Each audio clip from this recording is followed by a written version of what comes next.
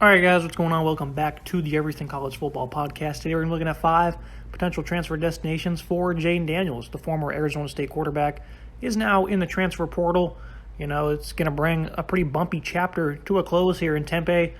Daniels, he has yet to really showcase much development as a passer. He remains a pretty desired prospect in my eyes, though, for next season or potentially two. The number 2 ranked quarterback in the class of 2019 has an outstanding dual-threat playmaker.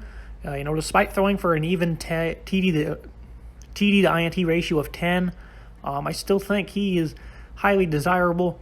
This is a pretty interesting saga going on, though. The Arizona State players were, obviously, if you haven't seen it, I'll put it on screen, trashing his locker after rumors were confirmed that he was leaving. He apparently had a talk a month or two ago with Herm Edwards when they were in the Spencer Rattler market. They decided not to pursue because him and Herm had come to an agreement, I guess. Well, Daniels decided to transfer anyways. So it's been a terrible offseason for the Sun Devils. Can't put it any way better than that. Plenty of assistants have been ousted because of recruiting violations, apparently.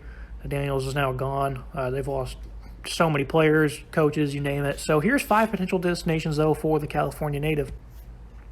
The Texas A&M Aggies. The Aggies, despite landing Max Johnson from LSU, they are my favorites to land the former highly touted prospect. Jimbo Fisher was one of the first coaches to offer Daniels back when he was at Florida State. And, he kept his word and interest true when he bolted for College Station. Darrell Dickey, as well as one of the nation's more underrated offensive minds, dating back to his days at Memphis with Mike Norvell. And, the QB position is quite gloomy in the short term for the Aggies.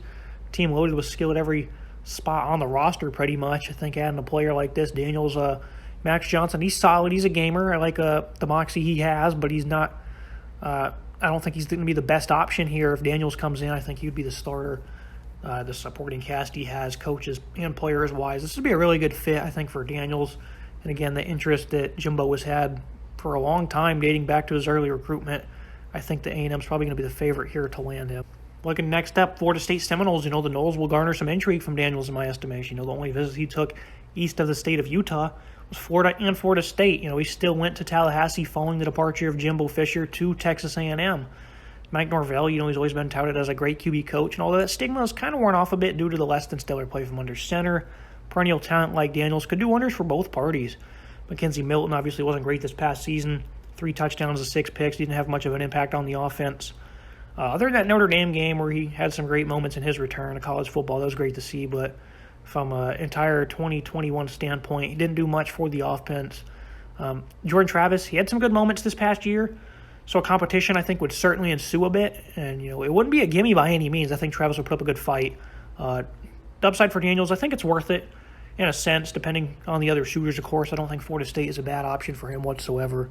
Would be interesting to see him and Travis battle, though, if he ended up there.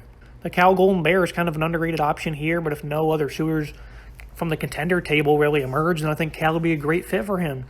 As noted, he's from California. The Golden Bears, their hat was on the table when Daniels announced his college declaration, and no doubt would be the starter if he ended up in Berkeley. Chase Garbers was a respectable passer during his time under center. His ceiling, though, did seem kind of capped, while on the other hand, Daniels still has a gleaming amount of potential. I think Bill Musgrave should be able to squeeze a good bit out of him. Cal's offense has scored 24 points per game or less in each of the past 4 seasons. That's not great, but the talent hasn't been poor. They've had some solid running backs, especially at receiver. I think Keoka Crawford might be coming back. Could be wrong on that, but they've had talent at receiver over the last couple of years. Dating back to the Jared Goff days up until now, I think they've had some solid players that can catch the football. I'd personally be interested in seeing this pairing. Daniels to Cal, I think, would be really good just for college football because, nowadays guys love to transfer and bolt to these high-end contenders. You don't always see them go to second-tier schools. I think Cal and Daniels would be pretty great. I don't know if this is the best option for his development, but I think from a pure football standpoint, I'd like to see this one happen. Iowa State Cyclones, the Cyclones say goodbye to a numerous amount of multi-year starters, especially on offense. Best quarterback in school history by a pretty wide margin, and Brock Purdy departs, and a fall-off is expected. Unless you can snag a game changer to curve down that, unless you can snag a game changer to curve the downward slope. I think Daniels has game-changing like qualities.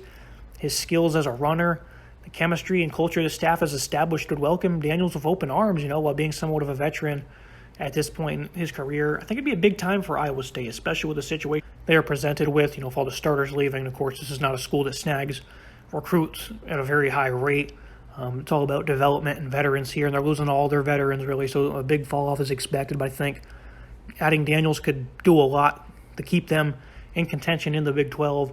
I think that'd be very, like the Cal pick, I think this one would be very interesting as well. A lot of interesting situations here for Daniels. The last one here, I think it's worth just noting, Utah and UCLA. I put them both at number 5 because both of these schools were in his final 3, and I think interest remains high. I have no doubt about that whatsoever. But, one thing for certain is Daniels would not start over Cam Rising or Dorian Thompson-Robinson. Daniels was solely set on staying out west during his recruitment. Being a San Bernardino native, the Bruins would appear as the best fit, along with the offense they possess. But I just don't see Kelly making a play here or Kyle Whittingham. I think Rising played very good last season. The players love him. DTR coming back, was this like his 4th or 5th season now? I thought he had his best season in 2021, so he could potentially go there. I think Daniel still has the red shirt available. I think that would probably suit him better in the long run from a football standpoint and from a winning standpoint. I think Utah and UCLA can make a play here. I don't think they will. They are underrated candidates, though. I wouldn't be shocked if he ended up at one of those 2 schools. It's going to wrap it up for today's episode. A quick short one on where Daniels might go as he transfers from Arizona State. Leave your prediction for where he will end up in the comments. Like, subscribe. See you next time.